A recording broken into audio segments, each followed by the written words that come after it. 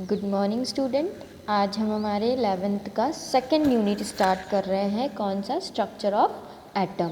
ठीक है, structure of atom हमने 9th-10th में पढ़ा है। एटम जो है ये सबसे स्मॉलेस्ट यूनिट होता है, लेकिन इस यूनिट में हम और डिटेल में जाएंगे। ठीक है, ये जो हमारा यूनिट है स्ट्रक्चर ऑफ एटम, इसमें हम एटम के स्ट्रक्चर्स के बारे में पढ़ेंगे और डिटेल में पढ़ेंगे। ठीक है, तो एटम भी क्या होता है डिटेल में जाएंगे कि एटम भी उससे भी हम छोटे सब एटॉमिक पार्टिकल से बना होता है, क्योंकि अभी तक हमने पढ़ा है कि एटम जो है वो सबसे छोटा पार्टिकल है, ठीक है, मैटर का। लेकिन हम उससे भी छोटे पार्टिकल की बात करेंगे। हम एटम के ही सब एटॉमिक पार्टिकल से बना होता है, जिसे हम इलेक्ट्रॉन, प्रोटॉन और न्यूट्रॉन कहते हैं। इसके अलावा भी खोज चल रही है एटम के बारे में कि और प्रैक्टिकल भी प्रेजेंट हैं, हो सकते हैं। ठीक है, क्लियर। सबसे पहले देखते हैं डाल्टन एटॉमिक थ्योरी को, कि जॉन डाल्टन ने सबसे पहले एटम होने की पॉसिबिलिटी कही थी। तो उन्होंने क्या थ्योरी दी थी? तो डाल्टन एटॉमिक थ्योरी में सबसे पहले देखते हैं, ये डिपेंड करती है लॉ ऑफ मास कंजर्वेशन में।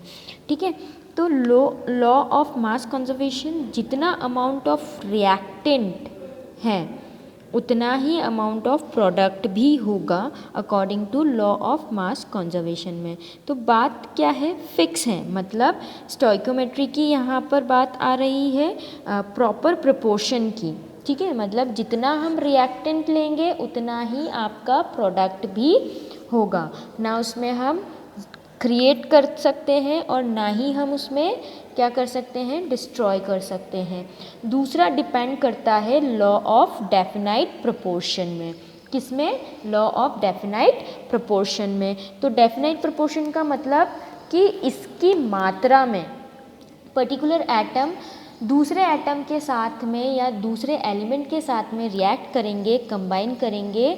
ठीक है, H2O जो है बेस्ट एग्जांपल है। ठीक है, आप दुनिया के किसी भी कोने में, जैसे मैं आपको फिर से वही एग्जांपल दे रही हूँ कि आप इंडिया का वाटर लेकर आओ या पर्टिकुलर किसी फॉरेन कंट्री का वाटर लेकर आओ, तो उसका जो मॉलिक्यूलर फार्मूला होगा वो H2O ही होगा। मतलब उसमें 2 हाइड्रोजन और 1 ऑक्सीजन ही कंबाइन होंगे। तो एटम जितना आपका इंडिया में वाटर का मॉलिक्यूल होगा उतना ही आप कहीं पे भी किसी भी कॉर्नर से क्या लेकर आओ, वाटर लेकर आओ, सेम ही होगा। ठीक है, तो यहाँ पर क्या बोला जा रहा है कि हाइड्रोजन के 2 और ऑक्सीजन का 1 एटम ही कंबाइन करना पड़ेगा। तो यहाँ पर समझते हैं हम जॉन डाल्टन एटॉमिक थ्योरी। ठीक है, उसके किनके बेसिस पे? इनके बेसिस पे, जॉन डाल्टन्स एटॉमिक थ्योरी। ठीक है, तो ईच एलिमेंट, सबसे पहले देखते हैं क्या? Each element is composed of extremely small particles called atom. तो ये जो बेसिकली एक डेफिनेशन दी गई है, कोई भी एलिमेंट है उसका सबसे छोटा पार्टिकल क्या होगा? एटम होता है। जितना भी एलिमेंट है, मतलब जितने भी हमारे पीरियोडिक टेबल में हम एलिमेंट के बारे में पढ़ते हैं, जैसे 118 एलिमेंट है, तो सबसे किससे, सब जो है किससे बने हैं? एटम से बने हैं। अगर मैं बोलूँ हाइड्रोजन, तो हाइड्रोजन के एटम से बना है। क्लोरीन, तो क्लोरीन के एटम से बना है। कार्बन, तो कार्बन के एटम से बना है। तो जितने भी एलिमेंट्स हैं उनमें सबसे छोटा पार्टिकल जो होता है जिससे वो बने होते हैं, उन्हें हम कहते हैं एटम। तो atom of a particular element are like but differ from atoms of other element. तो इसका एक एग्जाम्पल दे रही हूँ कि एक शुगर की बात, बोरी है, ठीक है, उसी बोरी में कहीं से भी कोई भी आप उलट पुलट कर दो उस बोरी को, फिर उसके बाद आप कहीं से भी किसी भी कॉर्नर से आप कोई भी शुगर का दाना लेंगे तो उसका टेस्ट मीठा ही होगा। दैट मीन्स किसी भी एलिमेंट को दुनिया के किसी भी प्लेस से अगर हम लेकर आए, तो जैसे कार्बन ले लो, हाइड्रोजन ले लो, ऑक्सीजन ले लो, उसका एटम सेम ही होगा। जैसे मैंने आपको बताया कि आप कहीं से भी किसी भी कॉर्नर से कोई भी एलिमेंट ले लो, जैसे अभी मैंने आपको बताया कार्बन ले लो, हाइड्रोजन ले लो, ऑक्सीजन ले लो, उसका एटम जो होगा वो क्या होगा, सेम ही होगा। जैसे हाइड्रोजन का एटम यहाँ पर भी सेम होगा, फॉरेन कंट्री में भी सेम होगा, लेकिन एलिमेंट डिफरेंट है। ठीक है, हाइड्रोजन अलग है और क्लोरीन है, कार्बन है, ये सब अलग अलग एलिमेंट है। ठीक है, तो हाइड्रोजन एंड ऑक्सीजन दो अलग अलग एलिमेंट हैं, तो इनके एटम भी क्या होंगे, डिफरेंट होंगे। ऐसा नहीं कि हाइड्रोजन में ऑक्सीजन का होगा या ऑक्सीजन में हाइड्रोजन का होगा। ठीक है, then atom of each element is an ultimate particles and it has a characteristic mass but it is structureless. तो जॉन डाल्टन के समय तक एटम का स्ट्रक्चर उन्हें पता नहीं था, तो सबसे पहले उन्होंने बताया, उन्होंने ही तो थ्योरी दी ना एटम के स्ट्रक्चर की।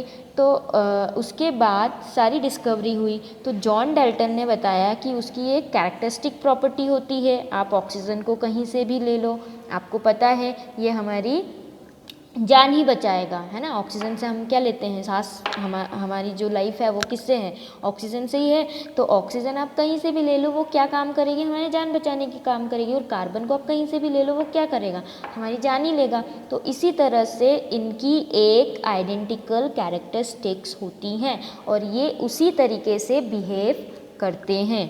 ठीक है, then fourth point is atoms are indestructible, that is they can neither be created nor be destroyed। आप किसी भी केमिकल रिएक्शन में देख लो, ठीक है, क्या देखते हैं हम कि एटम को ना हम बना सकते हैं और ना ही डिस्ट्रॉय कर सकते हैं। हम कभी भी एटम को क्रिएट नहीं कर सकते हैं, कभी भी डिस्ट्रॉय नहीं कर सकते हैं। जैसे कि आपको बताओ कि जो एटम है उसके इलेक्ट्रॉन में मैंने कहा कि चलो एक इलेक्ट्रॉन बढ़ा दिया या एक प्रोटॉन बढ़ा दिया या मैंने बोल दिया कि कम कर दिया, तो क्या अगर हम एटम के साथ छेड़खानी करेंगे तो वो क्या हो जाएगा, विस्फोट का रूप ले लेगी। क्या करेगी, विस्फोट का रूप ले लेगी ना, जैसे एटम बॉम्ब की हम बात करते हैं।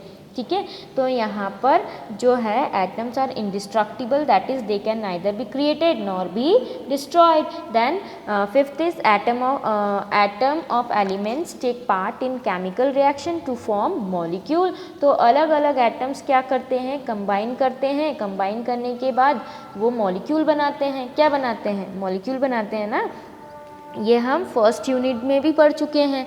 ठीक है, नेक्स्ट हम टॉपिक लेंगे हमारा क्या है, सब एटॉमिक पार्टिकल्स। क्या है, सब एटॉमिक पार्टिकल्स। तो सब एटॉमिक पार्टिकल्स, तो ये जो सब एटॉमिक पार्टिकल्स हैं कौन कौन से होते हैं, मैंने अभी आपको इंट्रोडक्शन पार्ट में बताया था, इलेक्ट्रॉन, प्रोटॉन एंड न्यूट्रॉन। तो कैसे इनकी डिस्कवरी की गई, तो इलेक्ट्रॉन का नेगेड्रॉन भी बोला गया है। इलेक्ट्रॉन का नाम नेगेड्रॉन इसलिए कहा गया क्योंकि ये नेगेटिवली चार्ज है, और इसको इलेक्ट्रॉन की जो थ्योरी है, मतलब इसकी डिस्कवरी किसने की थी, जे थॉमसन ने ढूंढा था। ठीक है, पर काफ़ी सारा कन्फ्यूजन प्रोटॉन की डिस्कवरी पर काफ़ी सारा कन्फ्यूजन है, क्योंकि देखो प्रोटॉन की डिस्कवरी पर काफ़ी सारा कन्फ्यूजन है, क्योंकि यहाँ पे गोल्डस्टीन ने ढूंढा या फिर अर्नेस्ट लंगरफोर्ड ने। ठीक है, ई गोल्डस्टीन ने एक एक्सपेरिमेंट किया था सीआरटी कैथोड रे ट्यूब के अंदर, और उनको ऐसा फील हो गया था कि कोई पॉजिटिवली चार्ज पार्टिकल है, तो उन्होंने ये डिस्कवरी की थी। उसके बाद अर्नेस्ट लंगरफोर्ड ने भी अलग मेटल लिया और उसके अंदर खोजा, तब उनको भी पता चला पॉजिटिवली चार्ज पार्टिकल है, तो उन्होंने उसका नाम दे दिया प्रोटॉन। ठीक है, न्यूट्रॉन जो जेम्स चैडविक ने ढूंढा था 1932 में। न्यूट्रॉन कैसे होते हैं, न्यूट्रॉन पर कोई भी चार्ज नहीं होता है, न्यूट्रल होता है।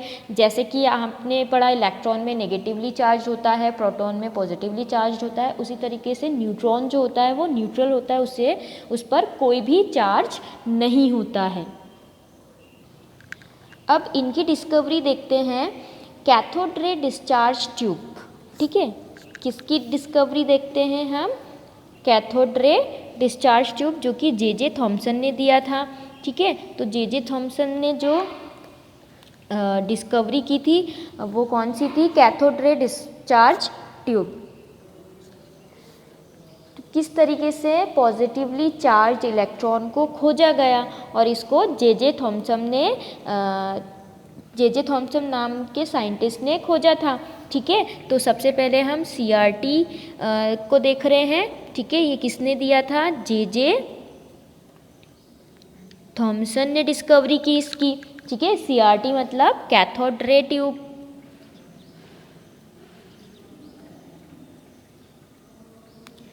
ठीक है। अब यहाँ पे हम क्या कर रहे हैं, आप इसको इस तरीके से समझो। आपकी बुक में डायग्राम दे रखा है, आप वो भी देख सकते हो। और यहाँ पे सबसे पहले आप क्या करोगे, एक ग्लास ट्यूब ले लो, ठीक है। क्या लेना है हमको? एक, यहाँ पे क्या है, एक ग्लास ट्यूब ले लिया, ठीक है। और एक वैक्यूम पंप इन्होंने यहाँ पे जोड़ दी, ठीक है। ये क्या है? वैक्यूम पंप, ठीक। ये क्या है हमारा? एक एम्प्टी ग्लास ट्यूब है और उसमें हमने क्या जोड़ दिया है? एक वैक्यूम पंप जोड़ दिया है, ठीक है। यहाँ पर हमने क्या करा? मेटल की प्लेट लगा दी आमने सामने, ठीक है। क्या कर दी हमने? मेटल की प्लेट लगा दी। तो इसका मतलब होता है, इसको इलेक्ट्रोड भी कहते हैं, लेकिन अभी के लिए आप यहाँ पर समझो कि मेटल की प्लेट लगा दी, ठीक है। देखो मेटल जो वो आयरन का भी हो सकता है, कॉपर का भी हो सकता है। बेसिकली ये जो आयरन या कॉपर है एटम का बना होता है, इसलिए एलिमेंट का यूज़ किया गया। अब मेटल को जोड़ दिया गया है एक बैटरी से, ठीक है। यहाँ पे हमने क्या ले लिया, ये मेरा क्या हो गया, मैंने 2 प्लेट ले ली मेटल की, ठीक है। और इन मेटल को हमने क्या करा,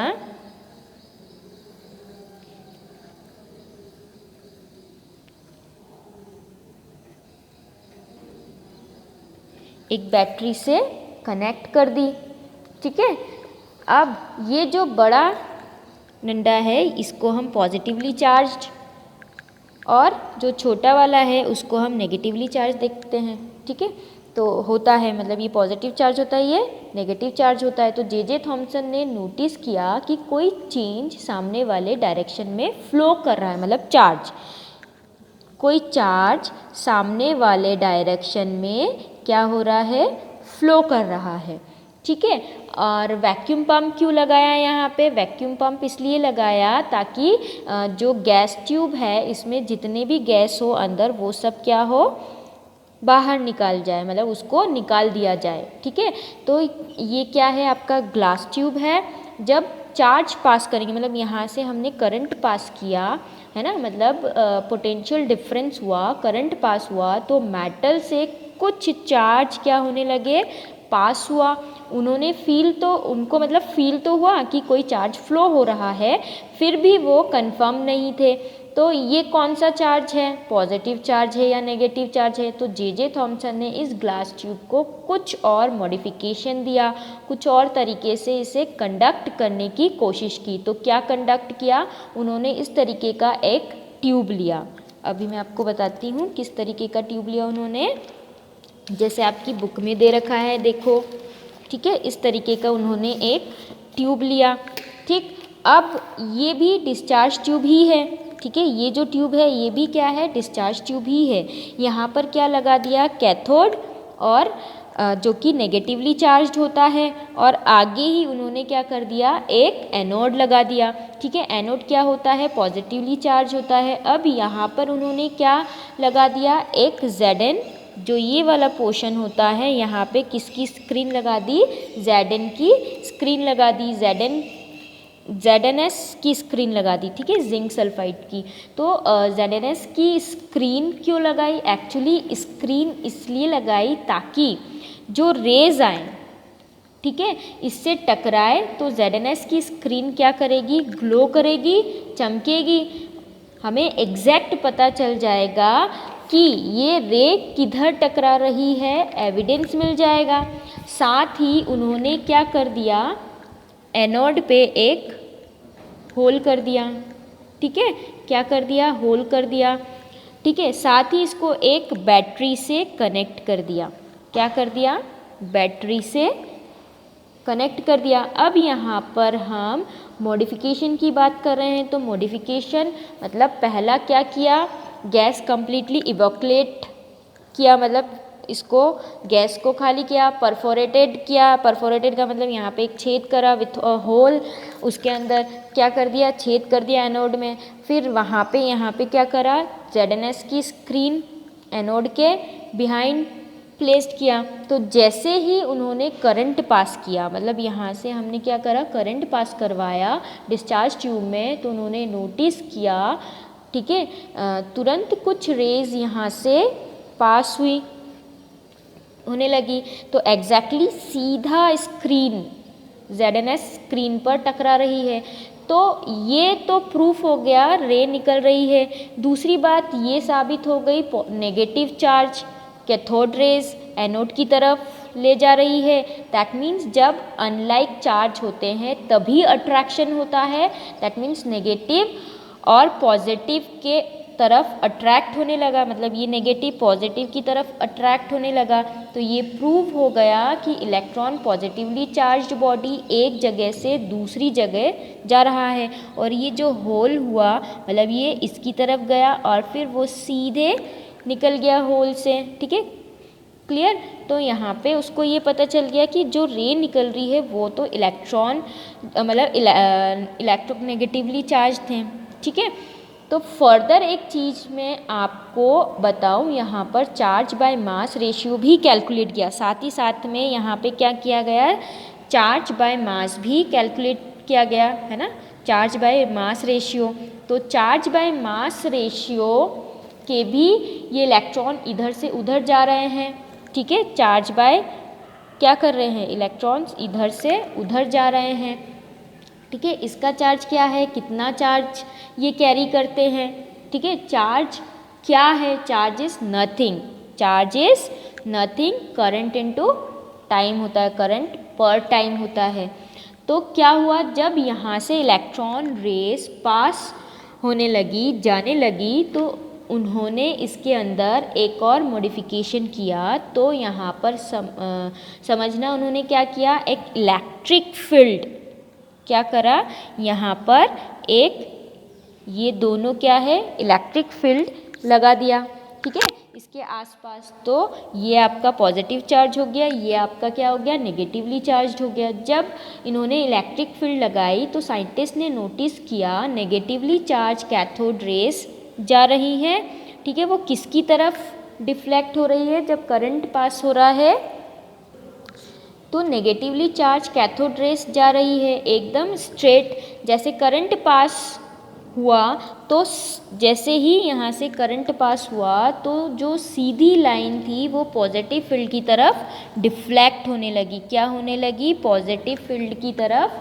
डिफ्लेक्ट होने लगी। अब इस एक्सपेरिमेंट से पता चला कि इलेक्ट्रिक फील्ड अरेंज करने के बाद में भी कैथोड रेस का डिफ्लेक्शन हो रहा है, ठीक है, क्या हो रहा है, कैथोड रेस का डिफ्लेक्शन हो रहा है। तो इस एक्सपेरिमेंट के बाद में उन्होंने चार्ज बाय मास का रेशियो निकाला। तो चार्ज बाय मास का रेशियो तो निकाला, अब उन्होंने ये बोला अगर इलेक्ट्रिक फील्ड हम यहाँ पे अप्लाई कर रहे हैं, ठीक है, हम लगाते हैं, कैथोड रेस जो है वो नेगेटिवली चार्ज बॉडी जो है वो डिफ्लेक्शन करने लगी।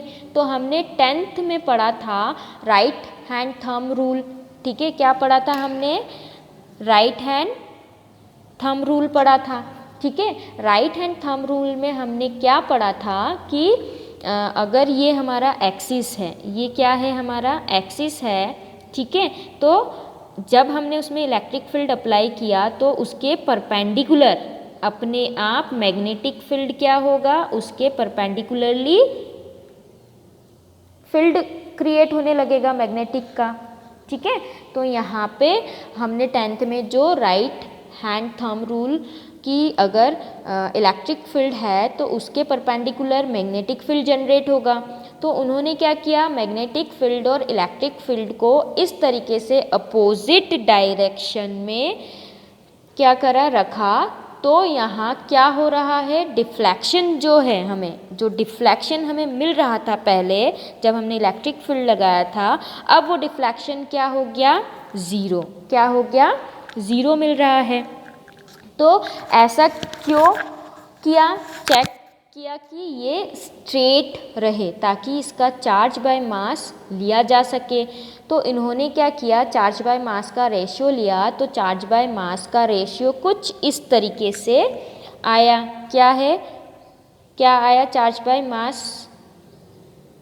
मास रेशियो 1.7588820 इंटू 10⁻11 कूलॉम पर केजी। ठीक है, क्या आया 10⁻11 कूलॉम पर केजी। तो फाइनली इसको क्या लिया गया, अब फाइनली इसको हमने क्या लिया, यहाँ पे जो हमारा फाइनल रेशियो आएगा इसका, तो फाइनली हम क्या लेंगे यहाँ पे 1.76, हमने यहाँ पे क्या लेना है 1.76 इंटू 10⁻11 कूलॉम पर केजी इनवर्स। ठीक है, तो ये आपका क्या हो गया, कैथोड रे डिस्चार्ज ट्यूब में हमने इलेक्ट्रॉन की डिस्कवरी पढ़ी, जो कि किसने दी है, जे थॉमसन ने दी है। ठीक है, इससे जे थॉमसन को कंफर्म हुआ कि जो रे निकल रही थी वो कौन सी रे थी, नेगेटिवली चार्ज रे थी, जिसका नाम क्या दिया गया, इलेक्ट्रॉन। और इसको नेगाड्रम भी इसलिए बोला जाता है क्योंकि इसमें नेगेटिव चार्ज है, बाद में इसका नाम क्या आ गया, इलेक्ट्रॉन। क्लियर, तो यहीं पे हमारा पार्ट 1 भी ख़त्म होता है। हम नेक्स्ट पार्ट में आगे के टॉपिक्स क्लियर करेंगे। Okay, thank you.